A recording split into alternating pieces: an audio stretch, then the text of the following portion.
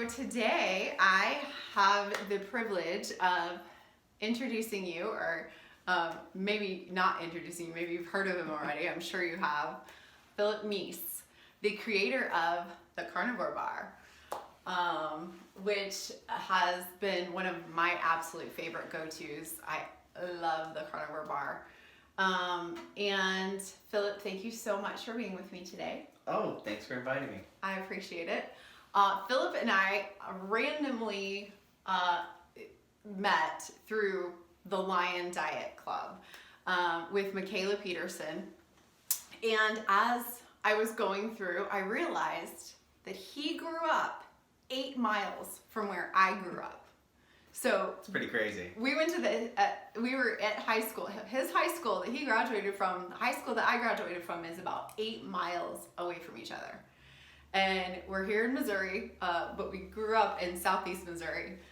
And ironically, we met through Instagram or, through Facebook, social media, because of Carnivore. It's a small world. Yes, yes. So then whenever I first got to come and tour the Carnivore Bar factory, that's whenever I really learned about Phillip's story. So I wanted to talk to you guys about that today. Wanted Phillip to talk to you about that.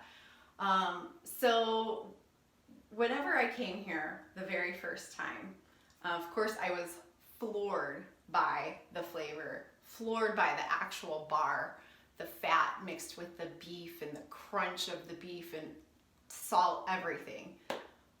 That I learned the story.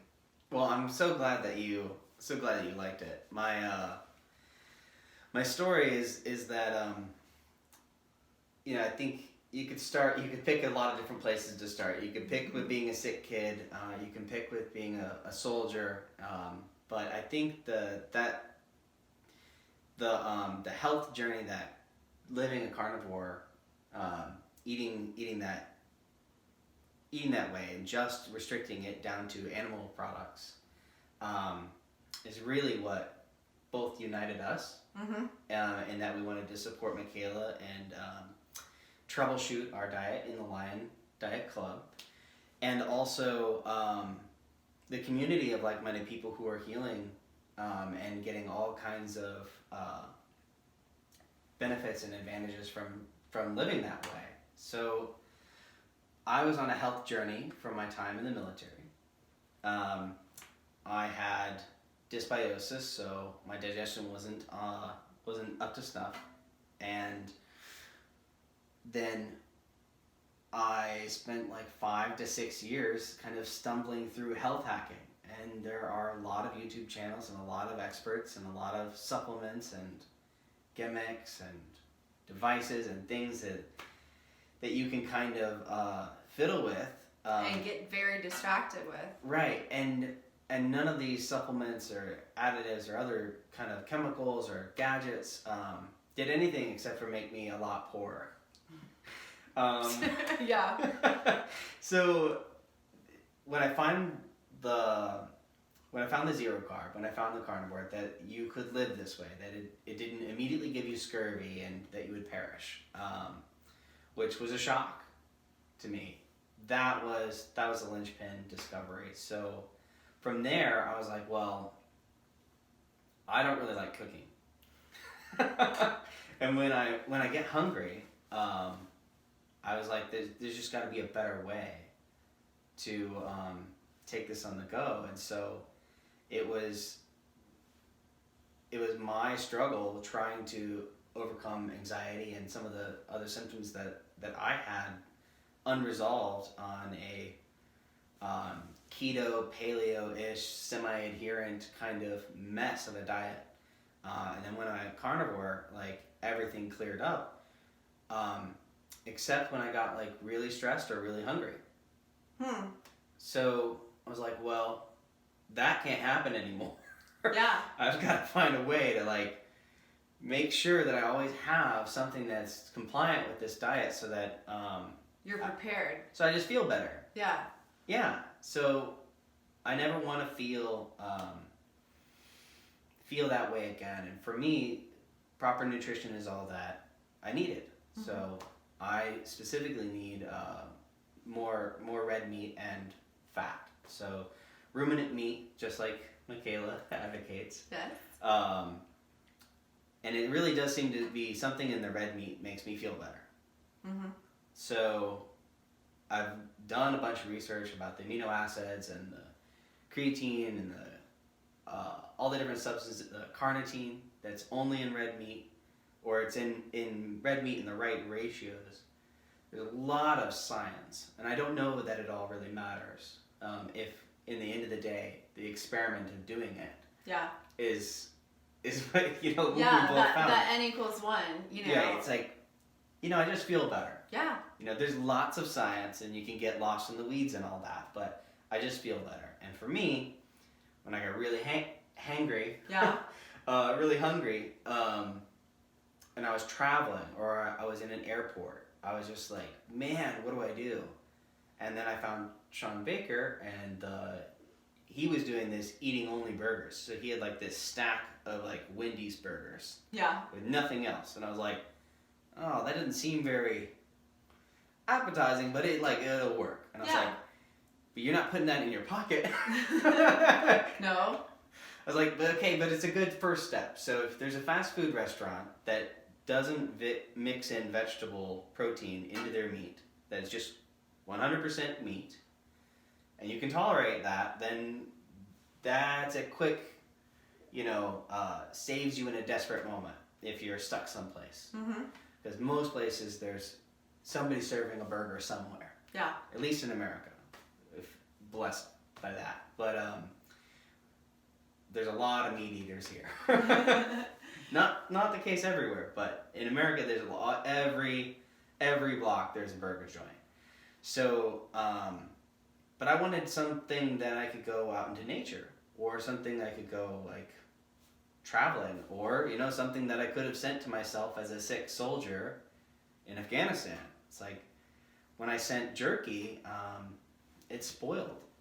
The heat contractions. It got really hot and then really cold, really hot, really cold. That's crazy to me. In the desert, and it pulled all the moisture out and condensed on the bag, and then it molded. So then my jerky that I spent my own money on to fly across the world to get to me, and then it had too much moisture content, and it spoiled. And then I'm stuck eating processed garbage because it can survive the trip. Like, I need something that could have saved me back then in 2012 from that dysbiosis. That would have been the nutrition that would have kept me healthy. Mm-hmm. But I also need to now make it completely carnivore adherent. Yeah. And I'm so glad you mentioned the texture, because that has taken us forever to get right. And I think that's one of the things that baffled me, because you started this basically a big old science experiment. You started this. Can we pause?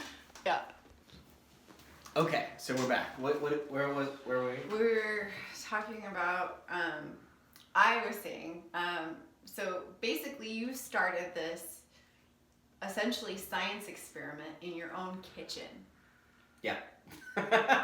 Like, I mean, I see it now on this big scale, and it makes sense that you have to have all of the different components of moisture and for it to be shelf sustainable. Mm-hmm. But you started this in your own kitchen. Yeah. So tell me about that.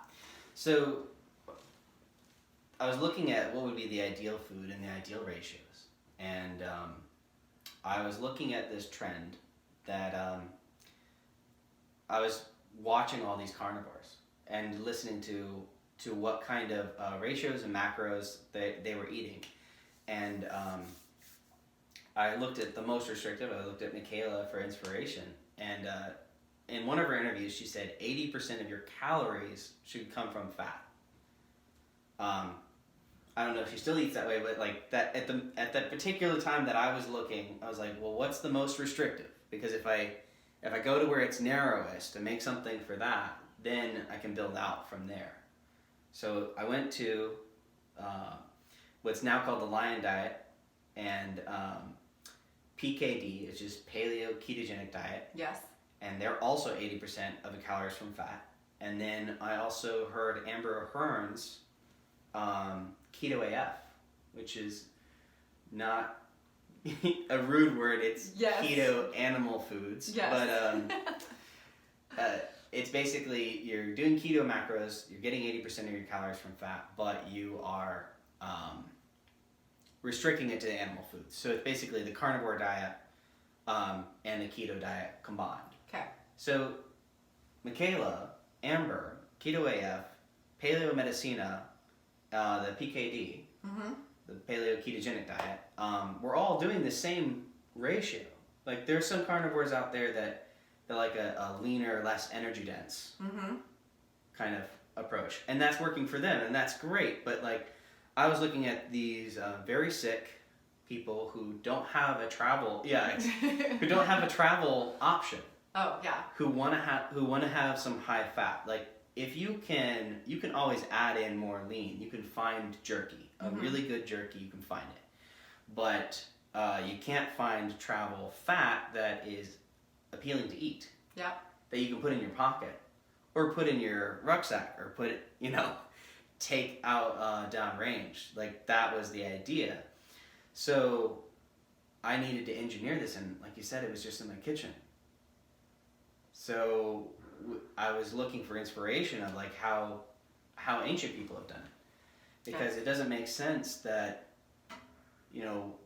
we need all these chemicals and all this advanced technology when people traveled all over the world with travel food. Sometimes there's not meat or places to farm while you're exploring. And I mean, you kill a cow, and then you got to keep traveling on the road or whatever. Back in the day, Right. I mean, how did they do it? They didn't have deep freezes. Exactly. So I found a lot of really cool 18th century cooking techniques. Wow. Where they like potted meat and then put like a film of tallow over to seal it from the oxygen. And I did all this research about baking, and pemmican was a food in the 17th century. It was really a famous food for its long shelf life. And so I was doing that research, I remembered pemmican. I had heard about it as a child, but I didn't, it's like, oh. See, now I had never heard of pemmican at all until you explained it to me. So tell people what pemmican is. So pemmican is a Native American food that fits those same macros. It's 80% calories from fat, and they take dried beef and they lay it out and they sun dry it. Actually, this would be bison. Excuse me. So okay. This is Plains Indians. They would take the dried meat and they would cut it really, really thin, and then they would take a mortar and pestle and they would grind and crush the fibers until like it was like a fluffy, like just dust. Yeah, so you can blow it away, but it's still fibrous. Wow. So then they have that very lean protein, and they take the suet, the kidney fat, and the back fat from the bison, and they would take it and they would render it into tallow, strain all the impurities out of it, and just get the pure fat. The collagen and the sinew and the other things really make it a lot less shelf stable for whatever reason. Okay. I know there's an advanced microbiology, lipidology kind of answer, but the short version is that you have to remove a lot of that. You stick with the lean protein and the fat. Now, someday it'd be great if I could figure out how to make a more collagen-rich bar for the nose to tail folks, but yeah. Right now we're not there yet. Baby steps. So that's the thing, is we are trying to mimic this this fluffy, like pulverized meat that they've added together in this rendered concoction that is, it may rancidify on the outside. It may oxidize because there's oxygen in the air. Good thing too. we've had some confusion about that, but because of that form where it's sealed together, the fat is keeping everything sealed. Wow. So it might rancidify on the outside, but the nutrients in the inside are pretty protected. Yeah. So, and then they would do a couple more steps. So then they would put it in a rawhide bag. Okay. So they clump it into little balls, these little fat balls. And the first fat ball. Yeah, the very first. And so we know about it because they sold it to Europeans, and they added berries. Okay. But this is an old idea. Like, so we have no idea how old this is, and how many cultures probably used to use a similar technology, like pickling and drying and salting and brining meat. Canning. These are old technologies that go back eons. Wow. So we have no idea how old this idea of pemmican is. And I was like, well, that's tried and true. Like, if I could just make a pemmican that isn't as slimy. Is that what it is normally? It's kind of like a mushy, soft texture. Okay. That I really don't like. I don't think I would like that, because like I've never had pemmican before, ever. But that's OG pemmican. That's like, okay. That's how it's made. Because I like the crunch of your bar. Yeah, we went a lot of trouble to make it that way. So I didn't finish quite telling the story. I kind of rabbit trailed. No worries. But they take these balls, they pack them in, they put them in rawhide bags, and then they take an extra layer of tallow and they seal it in. In the bag. Right. Wow. So you know how I taught the rancidity problem. Yes. So they are oxidizing the lipids on the very top of the sealed rawhide bag, and what's inside is essentially not exposed to oxygen. I mean, there's maybe a few grams of oxygen in the rawhide bag, but basically they're preventing that. It's a big Ziploc bag. Yeah. It's made of That's so cool. meat skin sealed with meat fat. That's so cool. So, really genius. Brilliant. Yeah. And so that's the technology that we were trying to emulate. So we needed to seal it in a moisture barrier to keep moisture out of it and to keep oxygen out of it as well. And so if you keep oxygen out of it, you keep moisture out of it, and you're making pemmican, and you've made it crunchy or some kind of texture that isn't just that fibery softness, then you would really have a chance at having a real product.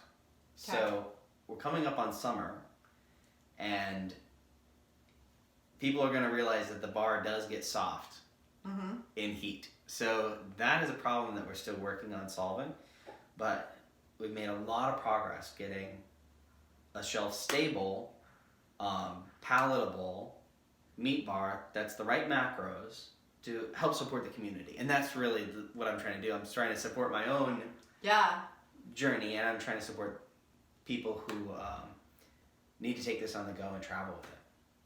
Well, and I remember when you first told me your story, you were like, yeah, I want to do this for the big picture, but I also wanted to get out of my kitchen. Yeah. Because it was a mess in your kitchen. Oh, gosh. Yeah, so that was rough doing it in my kitchen. I did it in my kitchen for like 6 months. So what was it like going from the kitchen scale to the factory scale? Because we're in his factory right now. Yeah, so just beyond that door.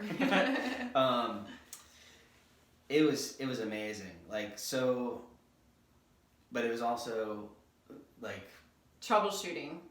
Probably the most stressed I've ever been. So I said, hey, carnivores, help me make this thing. And they said, sure. And they jumped on the bandwagon, and they helped. They promoted Kickstarter, and they said, go for it. And I was kind of overwhelmed by all of that support. So I did my best, and I was like, okay, like, I think I have this idea, and I can make 20 to 30 bars at a time.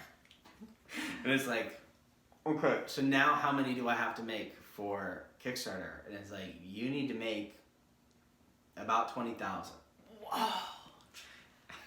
That just blows my mind. That would scare me to death. Yeah. That would scare me to death. Be like, okay, I can make 20 or 30. I need what? I Yeah. need 20, 30,000? And so I was like, okay, so this is the big leagues. We have to figure out, how we're gonna fix this, and You have. and keep quality high. So we had a lot of failures. We would try something, we'd try an intervention, and basically it just blew up in our face, and it was like, oh, that's not gonna work. And so then we have all these bars because we're trying to do bigger and bigger batches that now I can't give to anybody. So it's like it was nail biting and intense the entire journey. But it's been awesome to meet people like Emily and connect and see the broader community and see how something like this could really make a difference in not only adherence, children's sensory palatability issues, travel, obviously, plane rides, military, camping, hiking. There's just so many different ways that you can use this because this is what fuels the human body. Well, and so many times we say, oh, well, this is life changing, blah, blah, blah. Legit, this is life changing. This is life changing. Just like, you were talking about getting the sustenance to people who can't have it. Like, I remember when I was in the hospital with the MS, there was hospital food. And I said to my mom, I just made a batch of bone broth. Please go get my bone broth out of the freezer. And thankfully the nurses heated it up for me and I had that. Nice. But if not, I would have just had the hospital food, How powerful would it be to give somebody this? And you've already done all the science to figure out the ratios, and it's packaged, it's ready. They don't even have to have the nurse heat it up. They just open it and eat it and get nutrition. Right, because nurses are generally angels, but yes. We need more nurses. Yes, but we do. As a medic, I'm like, yay, nurses. But it's like they don't always have time to do special favors for you, or cook special food for you, or do extra. Yeah, they're saving lives. They're already doing way too much. So they are busy,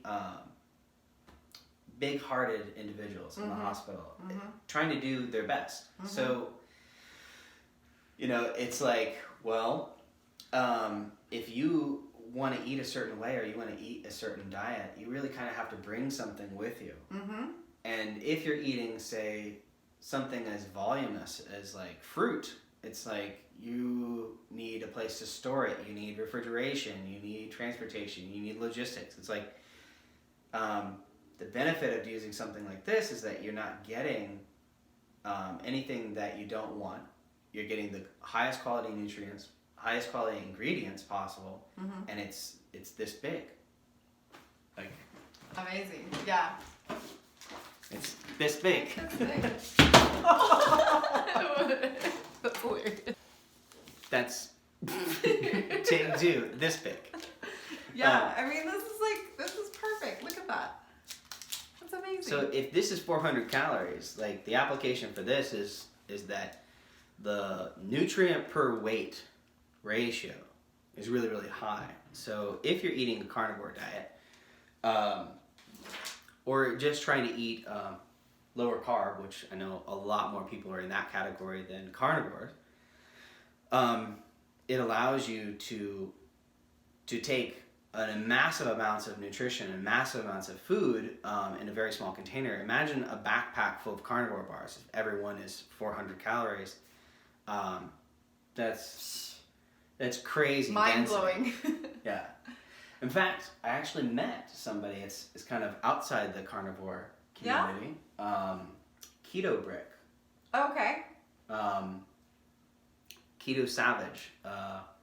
Robert and I are going to do a podcast, and he makes a plant version of basically no way what the carnivore bar is. It's very, very nutrient dense. Wow. And he uses cacao butter. Okay. As his fat. Because people on all kinds of spectrums of all kinds of ways of eating really want to be adherent to their macros, adherent to their dietary attempt. Like, we're all kind of experimenting in the health phase. It's like, you know, what does your body do best on? What does my body do best on? Like, and keto has been working for a lot of people. A lot, yeah. For us, it wasn't enough. We had to go carnivore. But some people are doing really well with keto, and this transportation thing is like a real big deal. So the keto brick is his way of solving that. Wow. And it's like twice the size of the Carnivore Bar. It's 1,000 calories, and it's basically the same idea, just coming from a completely different paradigm. Wow. So we're going to talk about that on Monday. That's cool. And I think it's really important to have those, you know, open conversations and not just be like carnivore, especially like with us, we're so restrictive with beef, you know, like lion diet, you know? And being dogmatic, I don't think helps No. anybody. It's like, you should focus on the science, you should do the literature, and then in the end, test it, like experiment. What does the data show? What makes you feel the best? And for us, that's, well, I'm kind of carnivore still. Yeah. I do have some things that aren't lion. But you feel best. I feel best on just beef. On just beef, yes. Yeah. That's all I say. That's all I say. Me, because if you literally had the reactions that I have, you would only eat beef, you know? I'd be convinced. And so it's easy for me to say, you know, that this is easy to do because I get deathly ill if I don't just stick to beef. I have these huge reactions. But for most people, it's just that they feel better on beef. Keto AF, keto macros, animal food is where I am right now. But I will probably do a lion diet version of that soon. But right now I have to finish getting out the pre-order because I owe you guys a lot of carnivore bars. Yeah, where are we at on that? How's because I mean, I know that people have been across the board so excited that they've gotten their order. Yeah, we are less than 1,000 bars completed. So that's huge. Mid-January we finished the Kickstarter. So we got everyone, their original backers who backed us last March. We got all of them completed. But we've been getting orders all summer and all fall and all winter, and it's like, oh man. So now we actually had a lot of catching up to do. And in the last month, we've been able to make 95% of that. So well, and it's easy because you have hundreds of employees. Two. Yeah, two, y'all. Two. He's not in his kitchen anymore. He's got a factory, but two.